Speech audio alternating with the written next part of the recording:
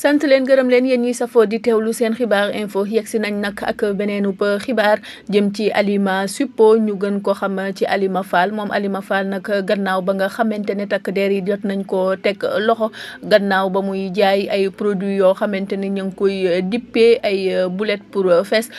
pour fes yooyu nag daf ko doon jël di ko jaay ci TikTok beeg réseaux sociaux yi di xamle ne dafay yokku taat ci anam ba mu gën a gaawee loolee nag waral na ba ñu daal di koy jàpp daal di koy jébbal yoon tey nag la ñu ko doon atte foofee ca tribunal bu Pikine Guédiawaye verdict ba nag daal di nay wadd ndax moom Halima Fall ak ñamu àndaloon daal di nañu leen tëj juróom benni weeru kaso yoo xamante ne daf koy tëdd ñoom nag juge ba muy délibéré ñaari ati kaso la ñu ko daal di tëj ci ñaari ati kaso yooyu juróom benni weer képp la ci nar a tëdd ñeneen ñi nag ñi ngi leen tëj ñetti weeri kaso yu ñuy tëdd am na ci ñoo xamante ne benn weer képp la ñu fas yéene tëdd amande ba ñu nar a fay nag fële ca CDC daal dinay toll ci téeméeri junni ci suñuy koppar mu nekk mbir mu doy waar moo xamante ne nag ku nekk yaa ngi ci doon yëy yàbbi fii ci réew mi ndax problème yi nga xamante ne mi ngi koy indi ñu ci bëri ci ay xale yu jigéen daal di ci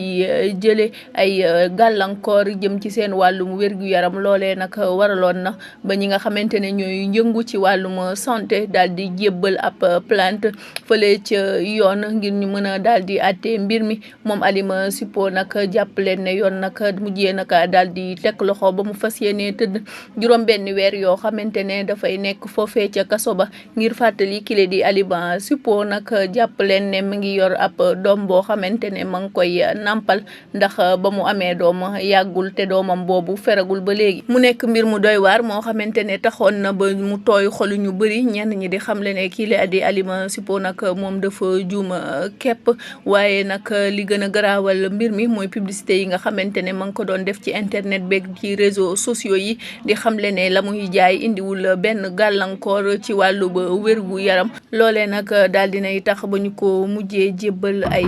plainte tëj boobee ñu ko tëj nag daal dinay tooy xolu ñu bëri ndax ñu ci bëri nag ñi ngi doon xamle kii di Halima Suppo dafa juum xëy na su génnee ci tolof yi mu nekk nag dina daal di bàyyi loolee mu doon jaay nga xamante ne nag mën naa indil ay loraange xale yu jigéen ñu bëri ñeneen nag ña ngay joxoñ baaraamu tuuma ñi nga xamante ne ñoo doon jënd produit yooyule di ko utiliser te ñu xam ne lii baaxul benn yoon ci seenub wérgu yaram mu nekk nag mbir mu doy waar moo xamante ne ñu ci bëri nag ña ngay laajte à qui la faute bu fekkee ne nag daal dinañuy jàpp kile di Halima Suppo est-ce que nag du tax ñu ci bëri ñi nga xamante ne ñi ngi nekk ci internet beeg ci réseaux sociaux yi di jaay yenn produit yoo xamante ne kenn certifié wu ko wala sax kenn saytu wu ko ñu daal di def ndànk balaa yat bi di dal seen kaw